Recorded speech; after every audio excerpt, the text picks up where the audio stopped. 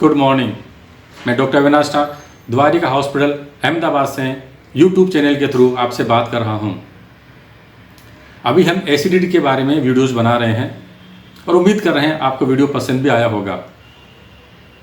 आज हम उसी सीरीज में एसिडिटी के बारे में नया वीडियो लेके आए हैं और जिसका टाइटल है एसिडिटी का ट्रीटमेंट क्यों ज़रूरी है। अगर मैं एसिडिटी का ट्रीटमेंट नहीं कराऊं तो क्या फ़र्क पड़ने वाला है, या यूँ कहें अगर ट्रीटमेंट नहीं कराएं तो क्या कोई चिंताजनक या जानलेवा कॉम्प्लिकेशन हो सकते हैं। हम इसी के बारे में आज आपसे बात करेंगे। एसिडिटी का ट्रीटमेंट करवाना बहुत ज़रूरी है। समय पे ट्रीटमेंट करवाना चाहिए और पूरा ट्रीटमेंट करवाना चाहिए, और साथ में आपको जो भी लाइफस्टाइल की जानकारी दी गई है, जो मेडिसिन्स के बारे में बताया गया है, उसको रेगुलर लेते रहना चाहिए और अपने डॉक्टर्स के संपर्क में हमेशा बना रहना चाहिए।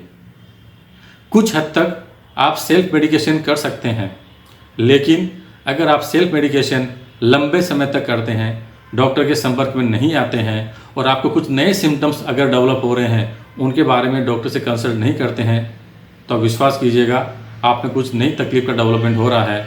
इसलिए एसिडिटी का समय पर पूरा ट्रीटमेंट और डॉक्टर के सुपरविजन में ट्रीटमेंट होना ज़रूरी है। मैंने आपको ये तो बताया कि ट्रीटमेंट ज़रूरी है, पर इससे क्या कारण है, या यूँ कहूँ अगर हम एसिडिटी का प्रॉपर ट्रीटमेंट नहीं करवाएं तो हमें क्या क्या कॉम्प्लिकेशन हो सकते हैं। कुछ लोग पूछते हैं एसिडिटी अपने आप में कॉम्प्लिकेशन है, क्या इससे भी कॉम्प्लिकेशन हो सकते हैं। हाँ भाई, एसिडिटी अपने आप में कॉम्प्लिकेशन है, पर अगर इसका प्रॉपर ट्रीटमेंट नहीं हुआ तो भी आगे कई सारे कॉम्प्लिकेशन आ सकते हैं। तो आज हम बात करेंगे एसिडिटी का ट्रीटमेंट क्यों ज़रूरी है। तो पहला रीज़न है एसिडिटी, अनट्रीटेड एसिडिटी से होने वाले कॉम्प्लिकेशन से बचाव के लिए एसिडिटी का ट्रीटमेंट ज़रूरी है। और उससे पहले आपने महसूस किया ही होगा कि जब भी आपको गैस की तकलीफ बनती है तो आपका ध्यान काम में नहीं लगता है, बहुत सारी परेशानी होती है, आपका प्रोडक्टिविटी कम हो जाता है, आप अनइजीनेस फील करते हैं। तो आपकी क्वालिटी ऑफ लाइफ को इम्प्रूव करने के लिए भी एसिडिटी का प्रॉपर ट्रीटमेंट ज़रूरी है। तो अब बात करते हैं एसिडिटी के होने वाले वो कॉम्प्लिकेशन जिसके लिए रेगुलर ट्रीटमेंट ज़रूरी है। ऐसे 4 कॉम्प्लिकेशन होते हैं।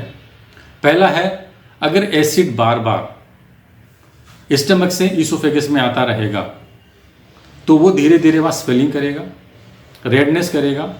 इसको मेडिकल भाषा में इरोजन्स बोलते हैं। अगर फिर भी आपने प्रॉपर ट्रीटमेंट नहीं लिया तो सेम एसिड उसी इरोजन को बड़ा करते करते अल्सर बना देता है। ये ठीक ऐसे ही है बात है कि आपके कोई स्किन पे चोट लगे, आप वो चोट को हील होने के बजाय उसको आप खरोंचते रहो और खरोंचो और खरोंचो। जैसे आप खरोंचते जाओगे वो हील होने के बजाय बड़ा नासूर बनता जाएगा। ये बड़ा नासूर जो आपको नहीं दिखता है, पर हमें एज एक्सपर्ट डॉक्टर को पता है कि अंदर अब इरोजन से वो अल्सर में कन्वर्ट हो रहा है, और अल्सर बनेगा तो आपका पेन ठीक नहीं होगा। अल्सर के अपने कई सारे कॉम्प्लिकेशन हैं जो मुश्किलें खड़ी करते हैं। उन्हीं अल्सर का सेकेंड कॉम्प्लिकेशन आता है ब्लीडिंग।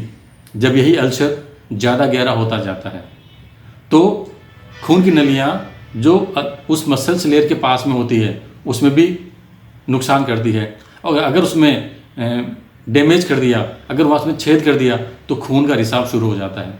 अगर छोटी खून की नली में डैमेज हुआ है तो खून का हल्का रिसाव होगा, अगर बड़ी नली में छेद हुआ तो ज़्यादा ब्लीडिंग होगी। और पता कैसे चलेगा, या तो आपका स्टूल का कलर ब्लैक कलर का आएगा जो हर कोई देखता नहीं है। स्टूल में कलर कैसा आता है यूजुअली हम देखते नहीं है तो नोटिस नहीं होता है, लेकिन जैसे रेगुलर ब्लड का रिसाव होता रहा तो शरीर में खून की कमी आने लगती है। वो कैसे पता चलेगा, हम ब्लड टेस्ट तो करवाते नहीं हैं। तो धीरे धीरे आपको कमजोरी आने लगेगी, आप थकने लगेंगे, आप चलते चलते थक जाते हैं, आपको सांस की तकलीफ आने लगेगी। ये इंडिकेशन है कि शरीर में हीमोग्लोबिन की कमी है, और खून का हीमोग्लोबिन की कमी का कारण खून का रिसाव, और खून का रिसाव का कारण अल्सर से होने वाली ब्लीडिंग का कारण। तो ये था अल्सर से का कॉम्प्लिकेशन, या यूँ कहूँ एसिडिटी का सेकेंड कॉम्प्लिकेशन जिसे कहते हैं ब्लीडिंग, खून का रिसाव होने लगा है। थर्ड कॉम्प्लिकेशन, इसी प्रोसेस को अगर फिर भी आपने ढंग से ट्रीटमेंट नहीं लिया, या पूरा ट्रीटमेंट नहीं लिया, या किसी वजह से आपने बंद कर दिया, या आपने रिस्क फैक्टर को रिलीव नहीं किया जैसे स्मोकिंग, एल्कोहल, तो ये अल्सर हील तो हो जाएगा लेकिन पूरा हील नहीं होगा। जब ये अल्सर पूरा हील नहीं होगा तो ये सिकुड़ने लगेगा। जब रास्ता सिकुड़ने लगेगा तो उससे फूड नली का डायमीटर या ओपनिंग जो है जो साइज कम हो जाएगा, तो इसको हम बोलते हैं स्ट्रिक्चर, यानी सिकुड़न का आना। तो फूड पाइप का नॉर्मल डायमीटर से साइज कम होने की वजह से आप जो भी कुछ खाओगे वो आसानी से आगे पहुंचेगी नहीं, यानी जो आप खाना खा रहे हो वो खाने की नली में रहेगा, उतरने में जोर लगाना पड़ेगा, आपको निकलने में तकलीफ होने लगी। क्यों? कि यहाँ पर स्ट्रिक्चर का डेवलपमेंट हो गया है, तो ये भी एक तकलीफ है। और आखिर में फोर्थ कॉम्प्लिकेशन जो चिंताजनक है, आप समझ गए होंगे मैं क्या कहने वाला हूँ, वो चिंताजनक कॉम्प्लिकेशन है कैंसर। बार बार लगातार एसिड का एक्सपोजर उस घाव पे हो रहा है, वो घाव पूरा ठीक नहीं होता है, इनकम्प्लीट हीलिंग होती है, फिर वो रिस्क फैक्टर बना हुआ है, आप अल्कोहल लो, स्मोकिंग करो, तो उस वजह से उस म्यूकोजा को डैमेज होता है, और बार बार डैमेज होने की वजह से वहाँ कैंसर का डेवलपमेंट होता है। अगर सिंपल भाषा में समझाऊँ आपको, तो जैसे पान मसाला, तंबाकू खाने से गले का कैंसर होता है, क्यों? वहाँ की म्यूकोजा का रेगुलर इरिटेशन होता है, उसको डैमेज होता है, उससे कैंसर का डेवलपमेंट होता है। ये चीज़ तो सामने दिख जाती है हमें, क्योंकि सामने है, हमें दिख सकता है कोई तकलीफ हो रही है, ब्रश करें तो पता चल जाता है, लेकिन फूड पाइप के अंदर, स्टमक के अंदर ये प्रोसेस चल रही है, इसका पता नहीं चलता। इसलिए एसिडिटी का रेगुलर ट्रीटमेंट कराना ज़रूरी है। तो आज हमने बात करी है एसिडिटी का ट्रीटमेंट ज़रूरी क्यों है। मैं फिर रिपीट करना चाहूँगा, इसके दो कारण हैं, एक अपनी क्वालिटी ऑफ लाइफ को इम्प्रूव करने के लिए, और दूसरा एसिडिटी से होने वाले 4 कॉम्प्लिकेशन से बचने के लिए, जिसमें अल्सर, ब्लीडिंग, स्ट्रिक्चर और कैंसर का डेवलपमेंट है। उसे बचाव करने के लिए हमें एसिडिटी का पूरा ट्रीटमेंट डॉक्टर के सुपरविजन में करना चाहिए। उम्मीद करता हूँ आपको जानकारी अच्छी लगी होगी, और आपको जानकारी अच्छी लगी तो रिक्वेस्ट करता हूँ आप चैनल को सब्सक्राइब करें, अपने फ्रेंड्स और फैमिली मेम्बर्स को शेयर करें, और आपको अगर इसी को जानकारी हेल्थ के संबंधित हो, पेट के संबंधित हो या एसिडिटी के संबंधित को जानकारी चाहिए तो कमेंट बॉक्स में लिखिए। आपको डिटेल जानकारी चाहिए तो हम नया वीडियो बना के भेजेंगे, उसको कमेंट बॉक्स में लिखिएगा, और उम्मीद करते हैं आप नेक्स्ट वीडियो को देखने के लिए जरूर आएंगे। Thank you. द्वारका क्लिनिक के निदेशक डॉक्टर अविनाश टांग SGPGI से MS और MCH करके आज अहमदाबाद के जाने माने ओबेसिटी और गैस्ट्रो सर्जन है।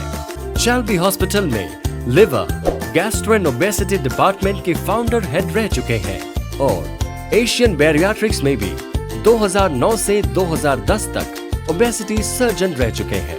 इंडिया के अलावा जापान और कोरिया में ट्रेंड डॉक्टर टांग कई राष्ट्रीय और अंतर्राष्ट्रीय अवार्ड से सम्मानित हो चुके हैं। अभी विजिट कीजिए द्वारका क्लिनिक या कॉल कीजिए 8866020505 पर, और वापस पाइए एक स्वस्थ और खुशहाल जीवन।